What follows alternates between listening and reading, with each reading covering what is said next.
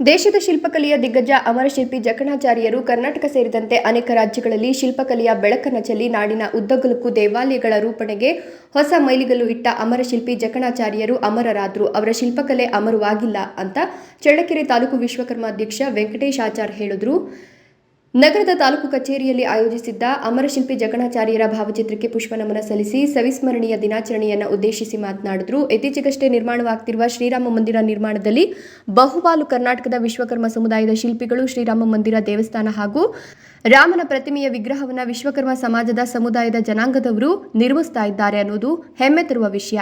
ಇಂತಹ ಶಿಲ್ಪಕಲೆಯನ್ನ ಅಮರಶಿಲ್ಪಿ ಜಕಣಾಚಾರ್ಯರು ಸಾವಿರಾರು ವರ್ಷಗಳ ಹಿಂದೆ ನಿರ್ಮಿಸಿ ಅಮರರಾಗಿದ್ದಾರೆ.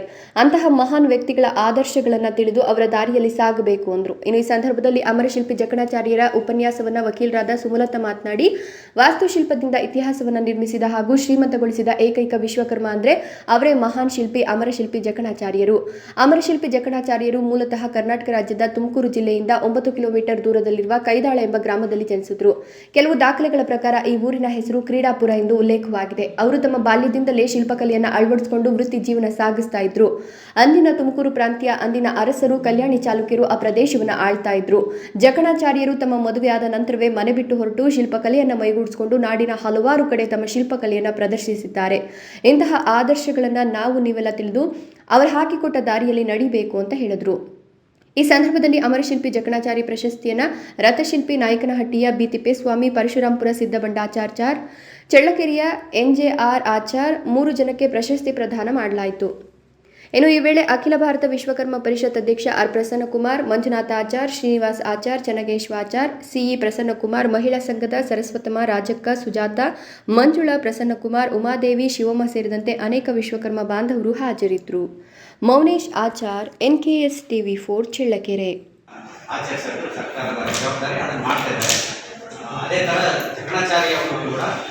ಸಾರ್ವತ್ರಿಕವಾದ ಸತ್ಯಗಳನ್ನು ಅವರ ಶಿಲ್ಪಕಲೆಯಲ್ಲಿ ಒಬ್ಬರು ಒಂದೊಂದರ ಕಲೆಗಳಲ್ಲಿ ಅವನ್ನ ವ್ಯಕ್ತಪಡಿಸ್ತಾರೆ. ಕೆಲವರು ಪುಸ್ತಕ ಬರೆಯೋದ್ರ ಮುಖಾಂತರ ಹೇಳ್ಬೋದು, ಇನ್ನು ಕೆಲವರು ಕೆತ್ತನೆ ಮುಖಾಂತರ ಹೇಳ್ಬೋದು, ಇನ್ನು ಕೆಲವರು ಬೇರೆ ಬೇರೆ ವಿಧದಲ್ಲಿ ಅವನ್ನ ಹೇಳಿರ್ಬೋದು. ಈಗ ಅಮರಶಿಲ್ಪಿ ಜಕಣಾಚಾರ್ಯ ಅವರ ಶಕ್ತಿ, ಸಾಮರ್ಥ್ಯ, ಅವರ ಪ್ರತಿಭೆ ಎಂಥದ್ದು ಅಂತ ಹೇಳಿದ್ರೆ ಆ ಕಲೆಯನ್ನು ನೋಡಿದಾಗ ಗೊತ್ತಾಗುತ್ತೆ. ಅಂದರೆ ಪ್ರತಿಯೊಂದು ಅದರಲ್ಲಿರೋಂಥ ಕೆತ್ತನೆ ಏನಿದೆಯೋ ಅದರ ಕೆತ್ತನೆನ ಪ್ರತಿಯೊಂದು ಪ್ರತ್ಯೇಕವಾಗಿ ನೋಡಿದಾಗ ಅವರ ಶಕ್ತಿ, ಪ್ರತಿಭೆ ಎಂಥದ್ದು ಅಂತ ಗೊತ್ತಾಗುತ್ತೆ. ರಕ್ಷಣೆ ಇದೆ.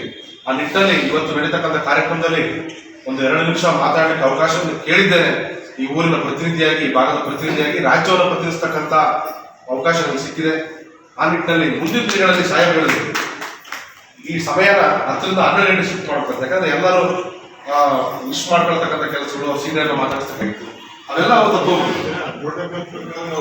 ಹೋಗ್ಬೇಕು. ಮತ್ತೆ ಈ ಕಾರ್ಯಕ್ರಮಕ್ಕೆ ಇವತ್ತು ನಾವು ಬೆಂಗಳೂರಿಗೆ ಹೋಗ್ತಕ್ಕಂಥ ನಡೀತಕ್ಕಂಥ ಕಾರ್ಯಕ್ರಮದಲ್ಲಿ ನಾವೆಲ್ಲ ಭಾಗವಹಿಸಿದ್ದೀವಿ. ನಾನು ಏನಕ್ಕೆ ಇವತ್ತು ನಿಮ್ಮಲ್ಲಿ ಕಳಕಳಿ ಮನವಿ ಮಾಡ್ತೀನಿ ಅಂದ್ರೆ, ಅಮರಶಿಲ್ಪಿ ಜಕಣಾಚಾರ್ಯ ಕಾರ್ಯಕ್ರಮ ಸರ್ಕಾರ ಮಾಡ್ತಿದೆ, ಅದು ನಾವು ನೆನೆಸ್ಕೋಬೇಕು. ಇವತ್ತು ನಾವೇ ಒಂದು ಕಾರ್ಯಕ್ರಮ ಮಾಡ್ತೀವಿ, ಇಷ್ಟು ಕಡೆ ಬರೋದು, ತಾಲೂಕು ದಂಡಾಧಿಕಾರಿ ಕಾಲಾಡ್ಬೋದು, ಇವೆಲ್ಲ ನಮ್ಮ ಸಮಾಜದ ಬಗ್ಗೆ ಕನಿಷ್ಠ ಒಂದು ದಿನದ ಮಟ್ಟಿಗಾದರೂ ಆ ಸಮಾಜದ ಬಗ್ಗೆ ಈಗ ನೋಡಿ ಏನೋ ಒಂದು ಸಮಾಜದ ಸಮಸ್ಯೆ ಇತ್ತು, ಸಾಹೇಬ ಮಾತಾಡೋದು ನೋಡಪ್ಪ ಸಮಾಜ ಸಮಸ್ಯೆ ಇದೆ ಅಂತ ಬಗೆಹರಿಸು, ಇವೆಲ್ಲ ಈ ಒಂದು ಲಿಂಕ್ ಆಗುತ್ತೆ ಸಮಾಜಕ್ಕೆ. ಆ ರೀತಿ ಸಮಾಜ ಕಟ್ಟಲಿಕ್ಕೆ ಒಂದು ಅವಕಾಶ ಆಗ್ತದೆ.